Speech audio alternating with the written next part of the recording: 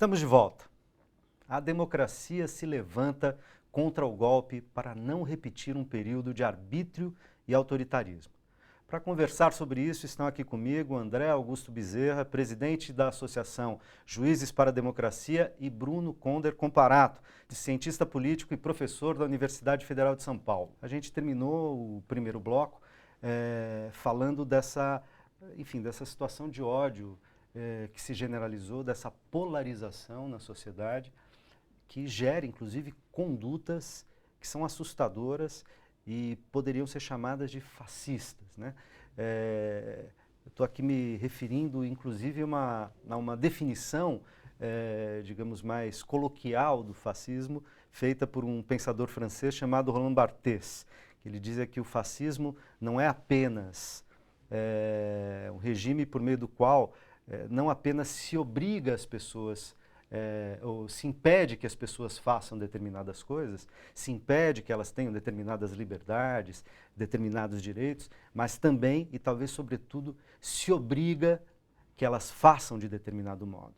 Seja por uma espécie de propaganda, né, midiática ou de governo e tal, que tenta gerar determinados consensos artificiais, seja pela insuflação do ódio de classe, do ódio racial, do ódio por comportamentos diferentes, como, por exemplo, contra os gays, né, e assim por diante. Então você gera essa introjeção pela população de certos valores que elas passam, então, a ter como conduta. Isso está acontecendo no Brasil, Bruno?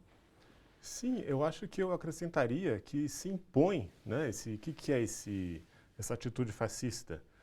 Se impõe um discurso.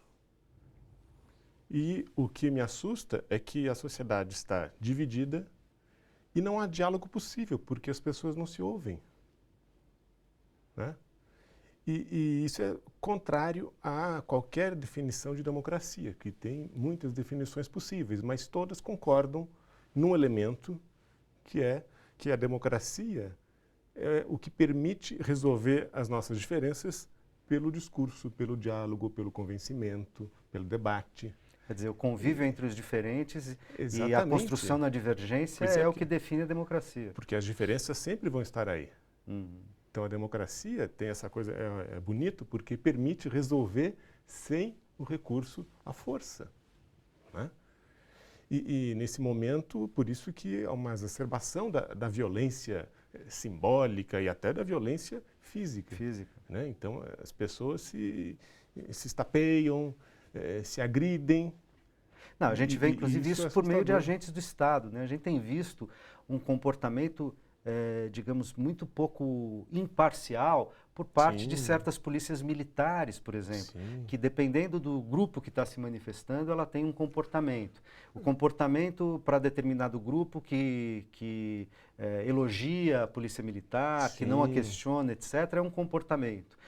Um comportamento para outro grupo, outro setor da sociedade que questiona a militarização da polícia, né, que pede mais direitos humanos, que questiona os excessos cometidos pela polícia, a polícia tem um outro comportamento. Quer dizer, nós estamos falando de um agente de Estado que não poderia agir segundo os ânimos, né, segundo a temperatura da sociedade. Chegam a absurdos.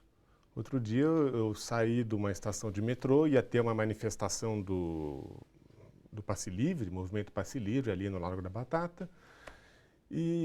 Largo da Batata em São Paulo, na cidade de São Paulo. Em Pinheiros. E havia vários policiais militares revistando as pessoas. Eu estava com uma pasta da universidade, aí eu perguntei para o policial, por que eu vou ser revistado? Eu estou numa atitude suspeita, né? E o policial respondeu, eu preciso verificar se o senhor não está aportando nada na sua pasta que vai atentar contra a minha segurança.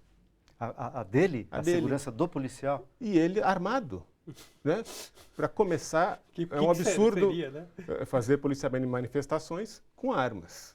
Porque se um policial perde a cabeça, um tiro, pronto, já as pessoas se matam. A arma é feita para matar, né? Pois é, feita para matar.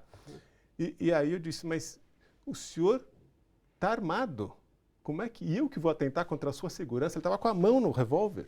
Aí, nessa hora, ele tirou a mão da arma, mas insistiu, não, eu quero ver se o senhor não vai atentar contra a minha segurança. E veja o discurso, já coloca a população de um lado e a eles de polícia outro. do outro, né?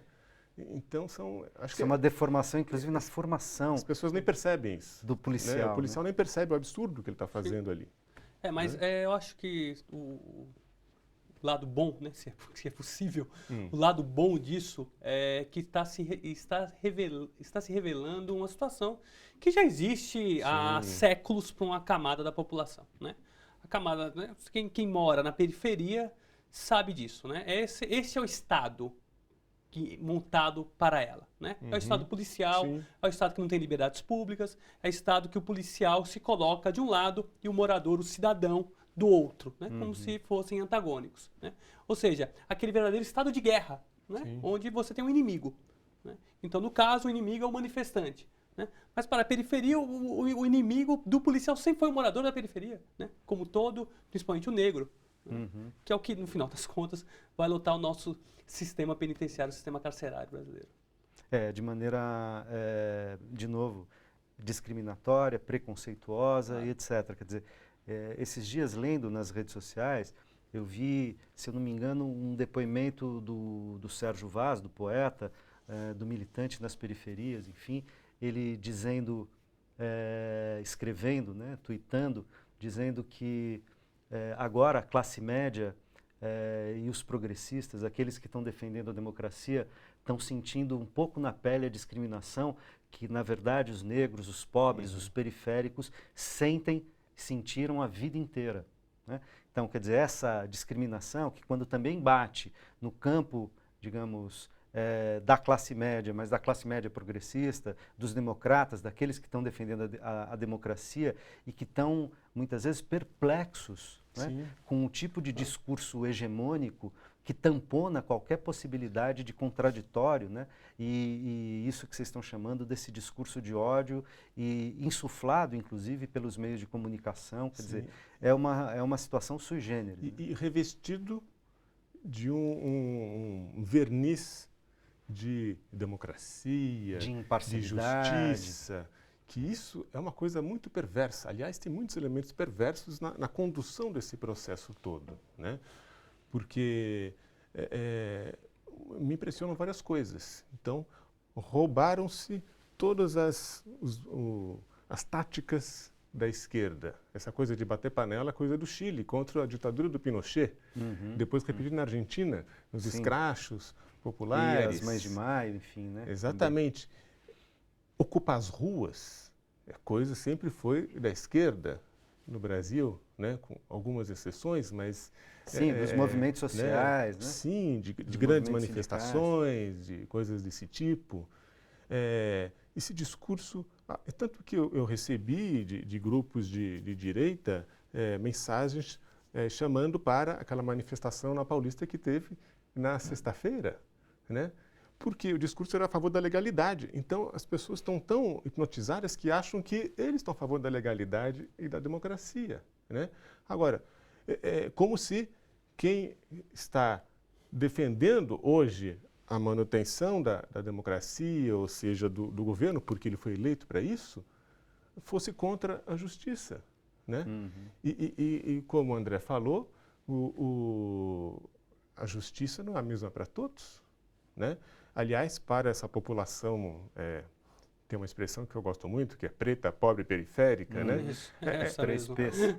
O judiciário é inútil, porque eles já nascem culpados, né? Para a elite, a justiça não faz nem cócegas, né? Agora, para esses, não precisa, eles já chegam culpados. Tanto que, quando a gente vai ver as estatísticas dos presos nas prisões, uma coisa é você ver as pessoas ao vivo, outra coisa é você ver nos documentos. Então, tem muito mais brancos, né? A proporção de negros nos documentos é muito menor do que na realidade. Por quê? Como é uma coisa declaratória, então todos que são presos dizem sempre que são mais brancos. Sim, claro, o pardo vira branco. Porque se vai na mesa do juiz um despacho para rever uma pena, uma sentença, ele faz de uma maneira se for um branco ou se for um negro, né? Então, a população sabe disso. Então, já já Tenta se defender. tenta se defender, né? Então, esse verniz de justiça, enfim, Quando começou a história do mensalão e no Supremo resolveu ser o justiceiro, por um breve momento eu pensei, bom, quer dizer que agora vão julgar, vão resolver aquela história de Eldorado dos Carajás, aquele massacre, o Carandiru, a Candelária, né? Os crimes da ditadura. Quer dizer que agora vão... Então, é um assinte. Eles se pegarem em pequenas coisas e aí crimes que não dá para esconder e por mais que eles calem sobre isso, a população sempre vai lembrar disso. Então, uma hora isso vai aparecer. Mas o interessante é que existe essa esperança, né? Mas é uma esperança que já nasce morta, porque existe algo que é da essência do direito penal, que é a seletividade, né? Ele sempre é seletivo, né? O poder do Estado policial, ele é por natureza seletivo, né? Daí que ele alcança determinada parcela da população, né? O preto, pobre e periférico, né? Normalmente, né? Pode alcançar algum grupo político ou outro que não interesse em determinado momento histórico a alguns setores hegemônicos, mas ele é seletivo por excelência. E mais que isso, essa esperança, e me preocupa muito isso, essa esperança do fim da corrupção pelo direito penal, que é o que acontece hoje, né? Olha, vamos punir para acabar com a corrupção, né? Desconsidera que esse crescimento do direito penal significa uma jurisprudência mais dura, mais endurecida, e isso foi o que aconteceu no pós-mensalão. A jurisprudência endureceu demais, só que, como a jurisprudência vinda do direito penal, ela é seletiva, né? Então ela vai endurecer para aquele mesmo setor de sempre, né? Preto, pobre e o periférico, né? Ele é que vai lotar cada vez mais nossas cadeias, né? Só para lembrar que no país da impunidade temos a quarta maior população carcerária do mundo. E parece que perto de 40% delas já com penas prescritas ou prisões prisões temporárias. Exatamente, né? Prisão antes da condenação. Antes da condenação. Cerca de 40%. Dizer, é um absurdo isso. Sem dúvida. É um então, absurdo. Vocês devem se lembrar, você também deve se lembrar, coisa de 2 anos atrás, um pouco mais, um pouco menos do que isso, houve um linchamento no Guarujá de uma senhora que vinha com algo na mão e foi confundida com uma sequestradora e a população ali a linchou e ela foi a óbito, ela morreu, né? E depois viram que, enfim, não era a tal sequestradora, né? Ainda que fosse, né? Ainda que fosse, né? Mas não era a tal sequestradora, mesmo que fosse, isso não se justifica, mas essa ideia de que um ódio que se levanta, né, contra a suposta injustiça de alguém ou de um grupo, né, mesmo que você esteja errado, mas você está cego, você não consegue ver que está errado.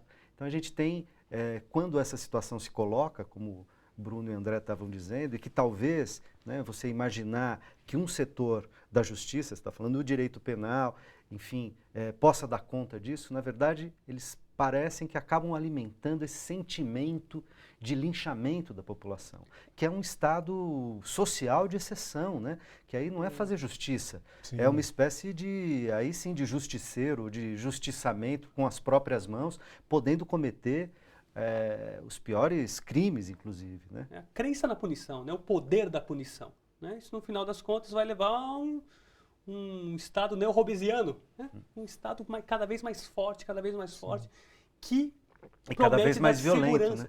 Promete dar segurança para a população, não, é uma promessa falsa, mas promete dar segurança, e a população vai abrindo mão de suas liberdades. E a punição como castigo. Né? Apenas um castigo? Castigo. Tortura, castigo, não é para ressocializar, porque essa história e da aparece prisão... muito mais como vingança, como um sentimento de alívio, de forra daquele que se sentiu injustiçado ou se sentiu não contemplado por um governo que não mantém os seus privilégios, um governo que tem uma orientação política Sim. diferente da sua. Então é como se você tivesse, como se parte da população tivesse indo à forra ou querendo se vingar de algo que ela não concorda. Quer dizer, isso parece que é um retrocesso civilizatório. Quando a gente imagina que no século XXI certas dimensões já estariam superadas por um esforço civilizatório, a gente vê que elas retornam em momentos de conflito de modo muito agudo, não é? Mundial, né? Vamos lembrar que Sim, não é só no Brasil, nos né? Estados Unidos há A um Europa candidato tem vivido isso. e há né? um candidato a presidente dos Estados Unidos que defende a tortura, Sim. né? Olha só, né? Voltamos então ao pré-iluminismo, né? Voltamos ao Donald pré-iluminismo. Trump. Porque é isso, é a prisão como tortura, é tudo como tortura. Porque Saciar o seu desejo. é. Né? A seu a desejo prisão, de a gente vingança. sabe desde o século XIX que a prisão como elemento socializador não funciona. Porque Óbvio. é que nem querer que alguém se prepare para correr uma maratona ficando 5 anos deitado numa cama. Né? Exato. Então, como é que vai preparar alguém para voltar à sociedade, deixando ele isolado da sociedade? A única coisa que o preso aprende é a viver na prisão. Então, aprende o código de conduta. Entre criminosos. Sim, entre pessoas que estão presas. Que isso a que pessoa que está do lado dele. Sim, né? exatamente. Por isso É que a pessoa também não é convive com ele. incorreto dizer que muitas vezes a prisão se torna fábricas de criminalidade. Né? Aliás, Quando, isso na tá- verdade, o remédio é a educação. Né? tem que se notar, né? Os Estados Unidos está começando a se notar já, né? Que os Estados Unidos foi o primeiro país a fazer essa política de encarceramento em massa, Sim. né? O tolerância zero, etc. E lá começou a se perceber que as pessoas vão saindo mais violentas e no final das contas aumenta a criminalidade, né? Você vai alimentando a Sim. criminalidade, né? Agora, isso no Brasil não ficou claro, infelizmente, não é claro. Então todo esse movimento que acontece, esse fascismo cada vez mais naturalizado e cada vez mais exteriorizado, né? É isso no final das contas. Eu quero punir aquele que me incomoda, Sim. né? Eu quero punir isso. Muito bem, eu preciso fazer mais um rápido intervalo e já já a gente está de volta.